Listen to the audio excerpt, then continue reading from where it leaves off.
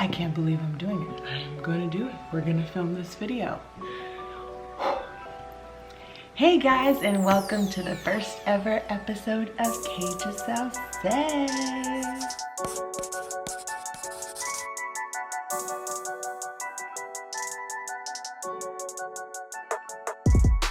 Welcome to K Giselle Says, and K Giselle Says, let's talk about homeschool today. So, for those of you who are not familiar with me, please go ahead and go check out our other channel, which is That Makes Nonsense. That is our family vlog. So this channel is really just me chilling, talking about different things, and discussing mom stuff, wife stuff, parent stuff, whatever I feel like doing with you. More of a just chilling adult channel. And we'll have some funny videos up here of just adult stuff. Me and my husband played drunk Uno, and y'all will be seeing that. And I know I'm shiny, but I just decided to go get a tattoo today. So I hope you like it. So yeah, like I said, please go over and subscribe to our family vlog channel so you can more understand what I'm talking about. So today I'm going to be talking about homeschool, our homeschool journey, and things you should think about and consider before starting homeschool. Now I'm going to start off by saying I am no expert whatsoever. This is my journey. This is what we chose. It took a lot of research and a really hard decision-making process. So my son is 6 years old and he started kindergarten last year. We're now in first grade, but he started out in a public school and he dealt with ADHD. I personally just felt like the school system that we are zoned for here was not supportive enough and was not able to provide us with the assistance that we needed. And me and my husband are the type of parents that are super involved. So even with our involvement, it wasn't enough. We did try medication, and yeah, everyone knows that when you have ADHD, a child or an adult dealing with ADHD, medication is a process.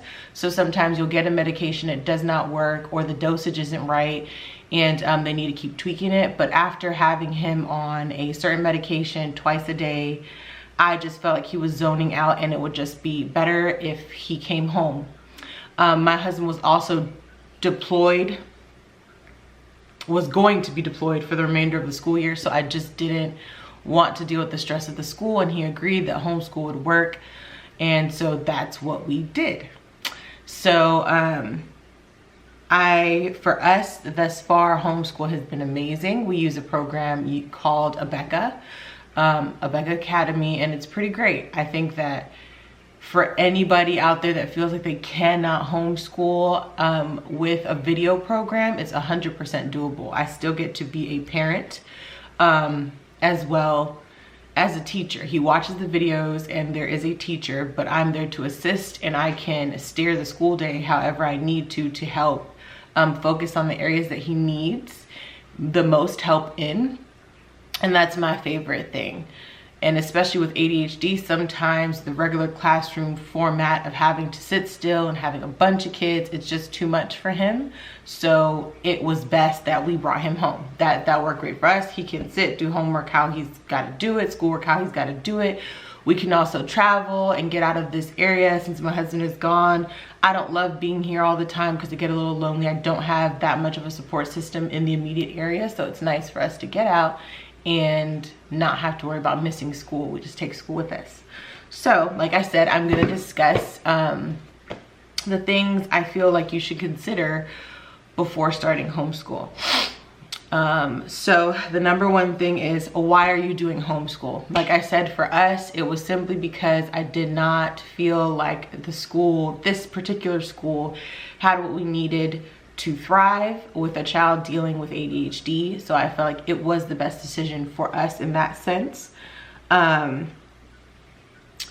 There's a lot of good reasons to do homeschool.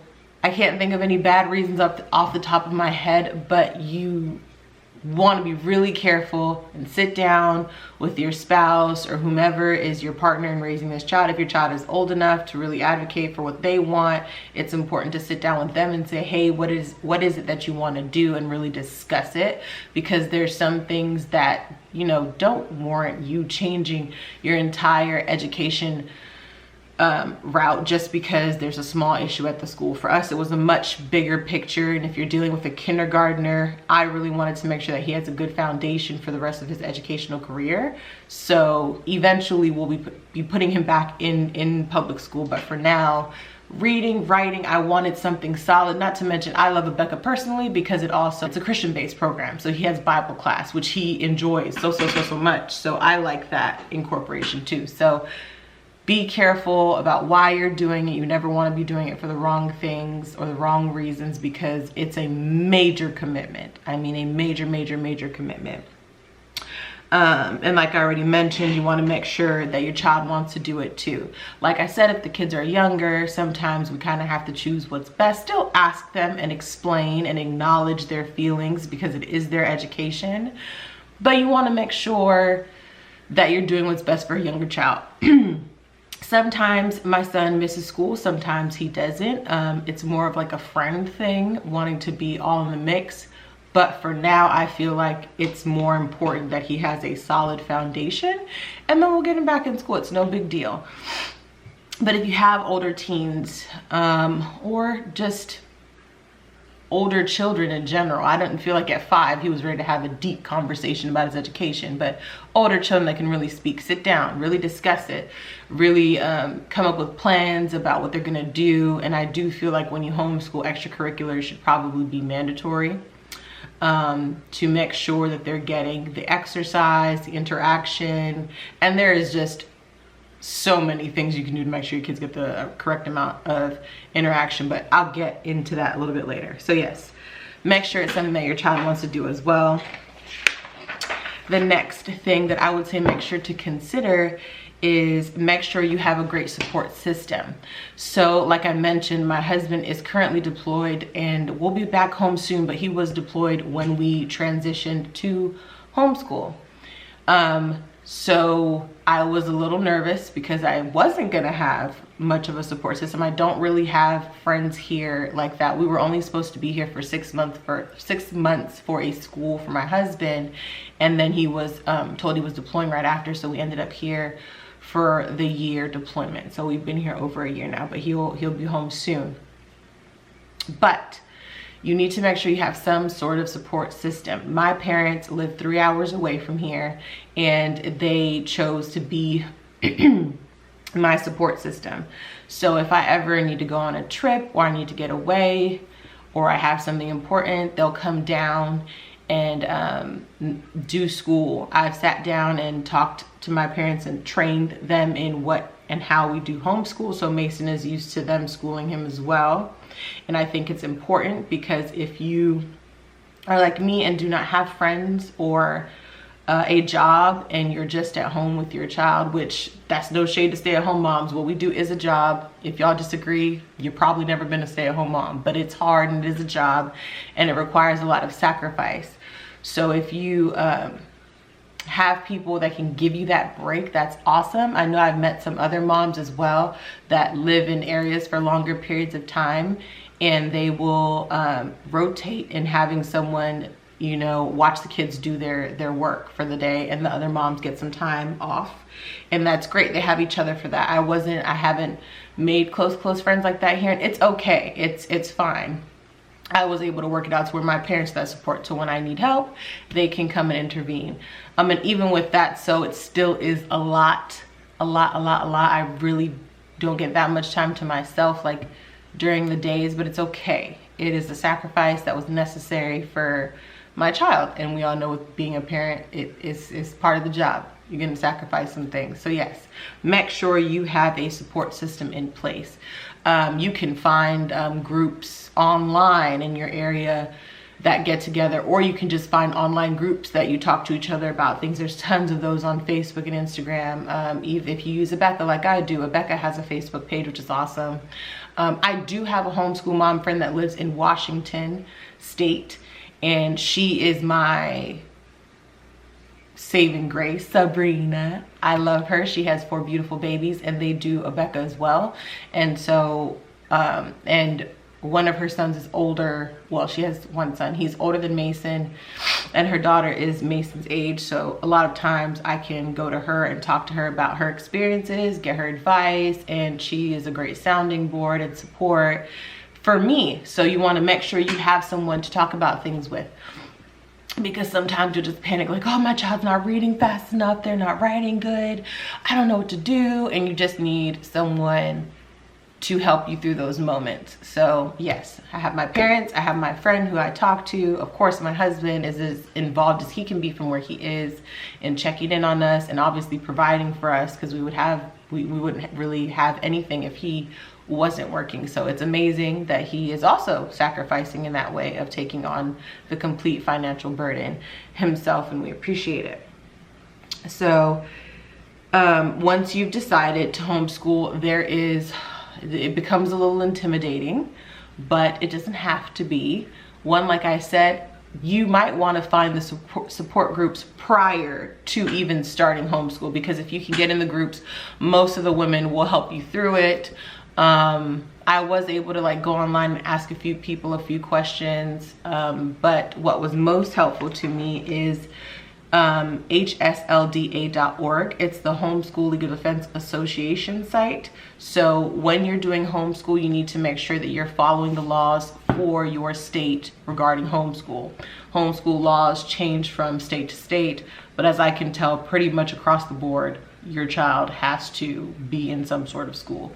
Here in Virginia, the laws are not that strict. It's really not that complicated. Before the age of 6, there's no testing for your kids. So like this year will be our first testing year, but all you do is put in a notice of intent to homeschool with the superintendent for your school district, and provide paperwork that either qualifies you as a homeschool person, like a college degree or a high school diploma, or you can simply have just purchased an accredited program, which I have all three: diploma, degree, and I'm using an accredited program. But it's pretty simple here. I cannot speak for the laws for the other states, but I know that some states are super strict. But once again, it's not hard to get that support. Just go into your superintendent's office, ask the questions you need to ask. You can go on to hslda.org to see the legal side of things. The site also has a ton of other homeschool information, so it's an excellent source to check out. And there are deadlines for enrollment and stuff like that, so you want to make sure that you're following those things in record keeping correctly. So that's another one of the major things you want to make sure that you're doing with homeschool, is record keeping everything you can. You want to keep all those papers straight, not only for, you know, the laws in your state, but just later down in the line. I know you want to have those things for when you're, if you're doing lifelong homeschooling, you're going to want those things for when your child is going to college, to correctly prove that they've attended and passed all the classes and grades that they've needed to and obtain their high school diploma. With ABECA, the other thing that I like about ABECA, when you do their accredited program, because they have Flex Teach, an accredited program, I do accredited, they record keep. So they have a copy of all the work, all the grades, everything, and they meet most criteria for schooling in each state. So I think they're one of those programs that's very versatile, and they meet a lot of state requirements across the board. So that's another reason why I love them. But I'm speaking from personal experience. I'm sure there's other people that use other programs. I've heard of Classical Conversations. I've heard of Alpha, K-12. Like, I've heard of a bunch of other programs. So I'm speaking based on my experience with ABECA. And once again, I'm not a homeschool professional expert, just my opinion and what we've experienced and what we've liked. My last bit of advice is to just make sure that you pick a program that is best for you, your family, and your lifestyle. Like I said, ABECA has the accredited, non-accredited, and with the accredited, they have streaming and they have DVDs. If you're going to be RVing across the nation or going to remote locations because of your job with your family, doing streaming may not work. You need Wi-Fi for that, so it'd be smarter for you to just get a DVD player like we have and do DVDs. My family's from Panama, so we traveled to Panama and all over the state, and we're in the car, and I just felt like I didn't want to run into any issues with Wi-Fi strength or anything, so I'd rather just have physical DVDs in a DVD player, and that worked best for us. And I think that is best for people that are going to be traveling. If you're going to stay in one state and you know you guys aren't really going to do much traveling during that school year, then go right ahead and stream. I have heard some people have issues with the streaming, but once again, it is up to you and your lifestyle. And then I have my friend I told you all, she does flex teach, and that works for them. You just get all the books and the worksheets and you work through it that way, which is another awesome way to work through the program because it allows you to personalize it to what your child needs. So I think that's pretty awesome. But that is all I have to say as far as my tips and my advice for when you are considering homeschool. I would like to end it by saying do not be discouraged. I think that if you're able to do homeschool lifelong or partially, do not be afraid.